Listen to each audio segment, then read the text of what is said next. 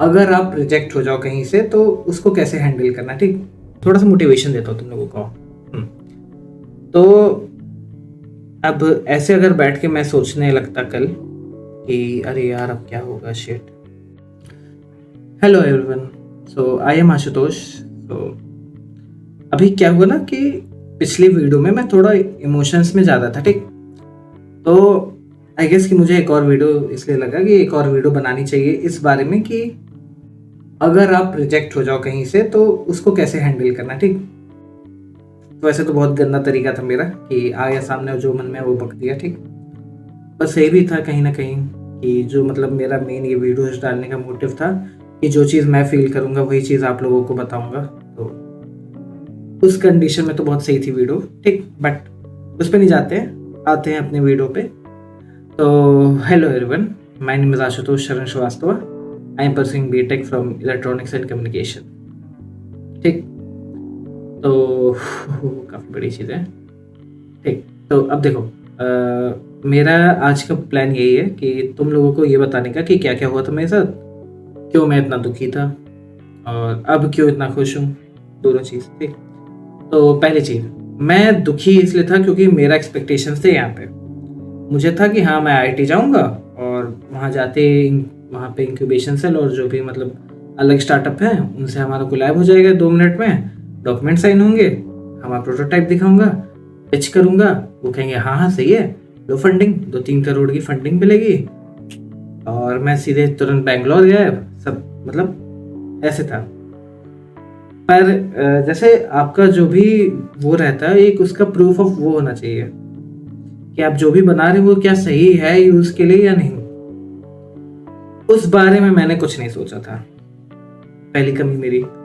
दूसरी कमी कि अगर मेरे पास मतलब प्रॉपर चीज ही नहीं, जो चीज मैं चाह रहा हूँ बनाना या जो चीज चाह रहा हूँ मैं देना, वही चीज अगर प्रॉपर नहीं है तो क्या ही फायदा है मेरे बनाने का सामान, ठीक, मतलब डिवाइस।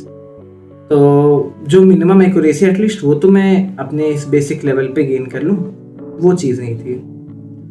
तीसरी चीज़, मैं गया था काफ़ी हाई एक्सपेक्टेशंस और हाई एनर्जी के साथ, जो आप एज अ एंटरप्रेन्योर कभी नहीं होना चाहिए। Energy can be a little higher but आपको वो कभी ओवर कॉन्फिडेंस और इन सब चीज़ों में नहीं होना चाहिए, जो कि आई गेस मेरे लिए कहीं ना कहीं उस टाइम पे डिग्रेड कर दिया मुझे, ठीक।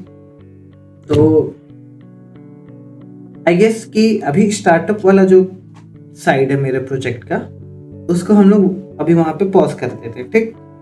और जो ये वाला डेवलपमेंट वाला साइड था, इसको मैं सोच रहा हूँ कि मैं थोड़ा और ऊपर ले जाता हूँ, ठीक।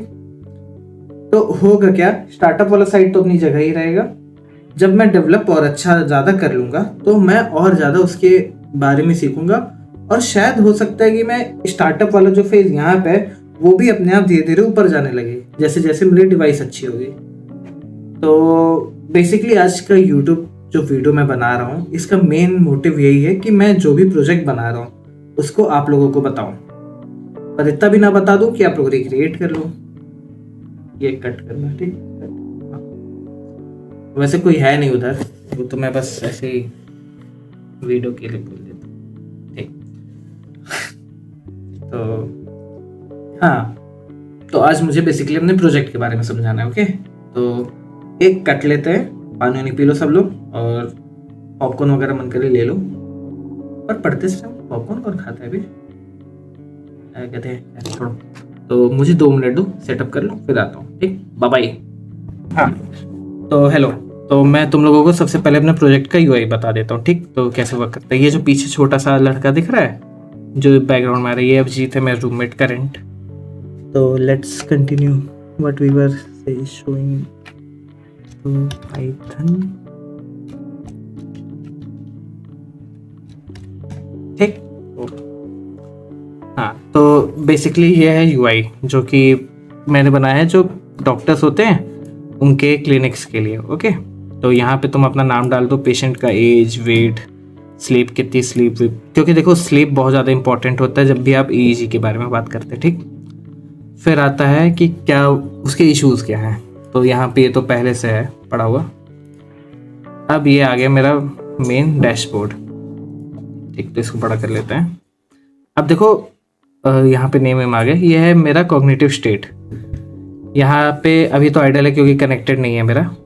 अब देखो यहाँ पे बहुत सारी अलग अलग चीज़ें हैं, तो I want you all to पहले देखो अच्छे से ये सब चीज़ें। ठीक है, तो तुमने देख ही लिया होगा आई गेस। तो चलो पहले यहाँ से स्टार्ट करते हैं। फर्स्ट ऑफ ऑल यहाँ पे पर्सनल इन्फॉर्मेशन वही जो आएंगी, ठीक। ये आएगा कॉग्निटिव स्टेट, अल्फा और बीटा का रियल टाइम रेशियो। तो बेसिकली होता क्या है, जो हमारा अल्फा होता है वो होते हैं 8 to 13 हर्ट्ज के बीच की फ्रिक्वेंसीज, और जो हमारा बीटा होता है वो 13 से 30 हर्ट्ज के बीच की फ्रिक्वेंसी, ठीक, जो कि सारे वेव्स एमिट करता है, जो कि सारे ब्रेन एमिट करता है, ठीक। तो बेसिकली होता क्या है कि ब्रेन टोटल 5 वेव्स एमिट करता है, 5 टाइप्स ऑफ, मतलब 5 कैटेगरीज में डिवाइड किया उन्हें फ्रीक्वेंसीज, डिफरेंट फ्रीक्वेंसी रेंजेस पे, ठीक। सबसे पहले डेल्टा जो 0 to 5 हर्ट्ज तक होता है, 7 हर्ट्ज तक, फिर अल्फा जो 8 to 13 हर्ट्ज, फिर बीटा जो 13 to 30 हर्ट्ज तक, फिर थीटा जो 30 हर्ट्ज से लेकर 80-100 हर्ट्ज तक, और फिर गामा जो 100 हर्ट्ज से ऊपर होता है। फ्रीक्वेंसी रेंजेस की बात कर रहे हैं हम लोग, ठीक। हमारे काम में बस ये 3 है, अल्फा, बीटा और थीटा। पूछो क्यों, बताता हूँ। तो समझो, न्यूरो साइंस समझते हैं अब हम लोग ब्रेन के। जब भी हमारा ब्रेन काम स्टेट में होता है, मीन्स तुम रिलैक्स कर रहे होते हो, तुम बहुत ज़्यादा कुछ नहीं सोच रहे होते, तुम थोड़ा चिल कर रहे होते हो, उस टाइम पे इन 3 में अल्फा जो है हमारा वो डोमिनेट कर रहा होता है। डोमिनेट मीन्स जो उसकी पावर रेंजेस होती हैं वो हमेशा हाई रहेंगी, मतलब अल्फा जो है उनकी रेंज ज़्यादा रहेगी। इसका मतलब ये नहीं कि 13 हर्ट्ज से ऊपर फ्रिक्वेंसी जाएगी, नहीं। 8 to 13 हर्ट्ज वाली जो फ्रीक्वेंसीज हैं वो डोमिनेट कर रही होंगी आपके सिग्नल में, ओके। अब समझो तुम डिप्रेशन में हो, एंजाइटी में हो, तो अकॉर्डिंग टू न्यूरोसाइंस ये माना जाता है कि when you are in depression और इन हाई कॉग्निटिव लोड, तो आपका जो बीटा लोड है वो बढ़ जाता है, यानी कि जो 13 से 30 हर्ट्ज के रेंज की फ्रीक्वेंसी है वो अपने आप सिग्निफिकेंटली इंक्रीज हो जाती है। यानी आपको ग्राफ में 13 से 30 हर्ट्ज की जो फ्रीक्वेंसी है वो डोमिनेट करते हुए दिखेंगी, और जो अल्फा होते हैं वो कम हो जाती है सिग्निफिकेंटली। बट एक इसमें बहुत बड़ा डाउट हमें मिला था जब हम एट द स्टार्टिंग और at the very beginning level of the project पे थे, कि जो हमारे रेंजेस हैं 8 to 13 हर्ट्ज वाले, और मतलब हम डिफ्रेंशिएट नहीं कर पा रहे थे, स्पेशली कि सपोज अगर कोई बंदा बैठ के ओवर थिंकिंग कर रहा है किसी चीज़ को लेके, तो वो एंग्जाइटी में है, और सेम पर्सन अगर कुछ देर बाद बैठ के मैथ्स की प्रॉब्लम सॉल्व कर रहा है, तो क्योंकि वो मैथ्स की प्रॉब्लम सॉल्व कर रहा है तब भी उसके बीटा लेवल्स बढ़ रहे हैं और अल्फा लेवल्स घट रहे हैं, तो how will we differentiate between them. तो इस चीज़ में इंट्रोड्यूस होता है हमारा third wave, which is theta. तो बेसिकली जो थीटा वेव होता है वो क्या करता है, when you're solving high complex mathematics or doing any science project, we have noticed that जो आपके थीटा लेवल्स हैं वो सिग्निफिकेंटली इंक्रीज होते हैं, क्योंकि आपके जो ब्रेन में न्यूरॉन्स होते हैं उनकी फायरिंग स्टार्ट हो जाती है, ओके।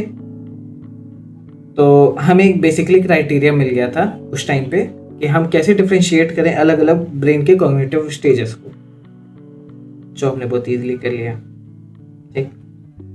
अब हमारा मेन चीज़ जो आया वो ये है कि हम इसको एज अ डिवाइस कैसे देख सकते हैं, ठीक। तो मतलब मेरा क्या मानना था, क्योंकि अगर जितनी एक्यूरेसी मुझे चाहिए, पहली बात तो फ्रीक्वेंसी रेंज बहुत कम है, और इंडिया में इतने एक्यूरेटली इसको वो निकालना वो बहुत टफ होता है।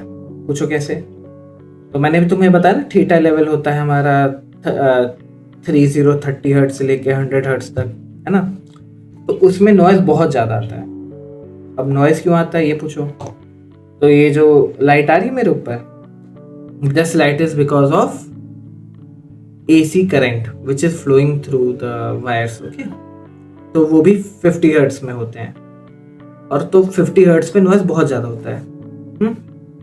तो अब इसको सॉल्व करने के लिए और एक तो कोई थ्रेशोल्ड नहीं है आज तक बना कि हाँ अगर अल्फा और बीटा का रेशियो सपोज 0.5 से कम है तो आदमी डिप्रेस है, अगर इतना है तो उतना है, तो ऐसा कुछ वैल्यू नहीं, कुछ नहीं है। तो for that I have also created an AI।